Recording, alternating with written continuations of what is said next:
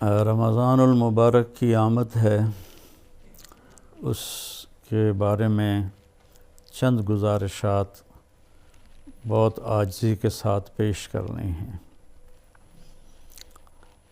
رمضان روزہ بہت بڑا عمل ہے۔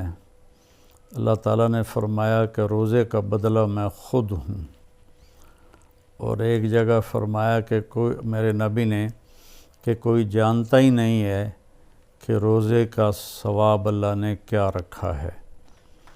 تو اللہ ہمیں توفیق دے روزے رکھنے کی۔ تو اس سے پہلے ہم اپنے دلوں کو صاف کر لیں۔ کسی کی نفرت ہے اس کو صاف کر دیں، بغض ہے، حسد ہے، کینہ ہے۔ کینہ ہوتا ہے کسی کو نقصان پہنچانے کی نیت، یہ بغض سے زیادہ بڑی چیز ہے۔ تو اس قسم کی جتنے بھی ہمارے دل میں منفی چیزیں ہیں، یہ ہم اللہ سے مانگ کے اپنے دل کو صاف کر دیں تاکہ ہمارے روزے قبول ہوں۔ اور خاص طور پر اگر ماں باپ کی نافرمانی ہے تو رمضان میں اس کی بخشش نہیں ہوتی۔ ماں باپ کے پاؤں پکڑ کے معافی مانگ لیں۔ اگر شراب کی عادت ہے تو شرابی کی بھی بخشش نہیں ہوتی، توبہ کر لے تو سب معاف ہے، تو اس سے بھی ہم توبہ کریں۔ اور رشتہ داروں سے برا سلوک ہے تو اس سے بھی ہم توبہ کریں اور ان سے ملیں، جا کر جھک جائیں۔ اور جھک جانے میں اللہ نے عزت رکھی ہے۔ اور کسی کے بارے میں دل میں کینہ ہے، یعنی اس کو نقصان پہنچانے کی نیت اور ارادہ ہے، اس سے بھی توبہ کریں تو انشاءاللہ ہمارے روزے اللہ کی بارگاہ میں قبول ہوں گے۔ آخری رات اللہ فرماتے ہیں کہ دن کے روزے اور رات کے قیام کی وجہ سے میں نے ان کے سارے گناہ معاف کر دیے۔ اور اللہ تعالیٰ نے ہر امت پہ روزہ فرض کیا ہے۔ ہمارے لیے روزہ آسان کیا ہے کہ ہمارے لیے سحری بھی ہے اور ہمارے لیے افطاری بھی ہے۔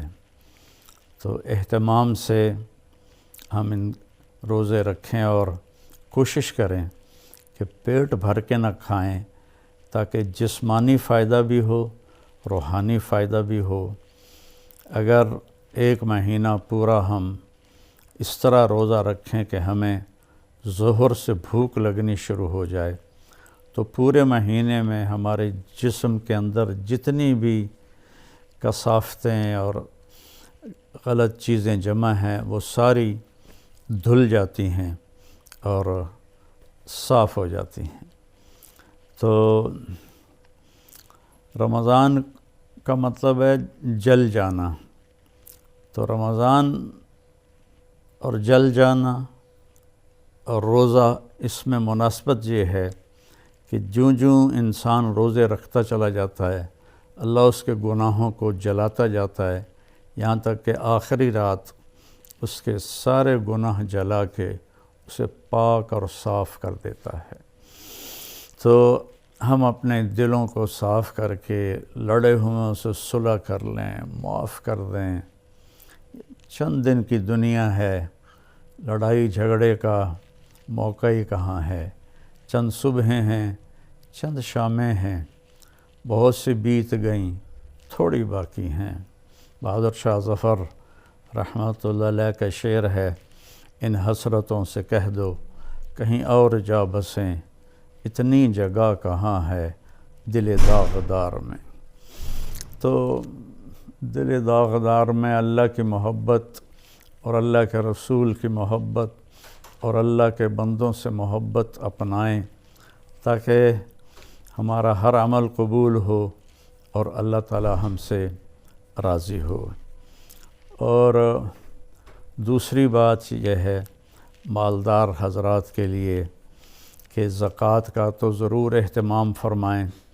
بہت غربت ہے، اور بہت مہنگائی ہے، ہمارے گناہوں کی سزا ہے کہ مہنگائی کا عذاب ہے ہمارے اوپر۔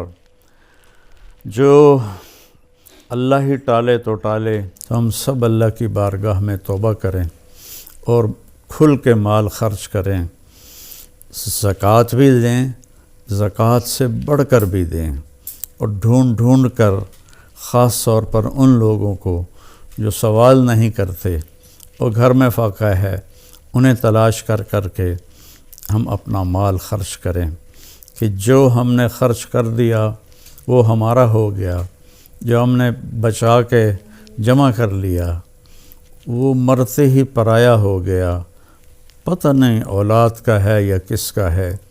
تو زیادہ سے زیادہ اللہ کے نام پر مال خرچ کریں، غریبوں کو ان کو ڈھونڈ کر، مریضوں کو، روزہ رکھنے والے روزہ رکھ نہیں سکتے ان کو ان کی امداد کریں، تو اللہ تعالیٰ آپ کے اس مال کو جہنم سے بچاؤ کا ذریعہ بنائے گا۔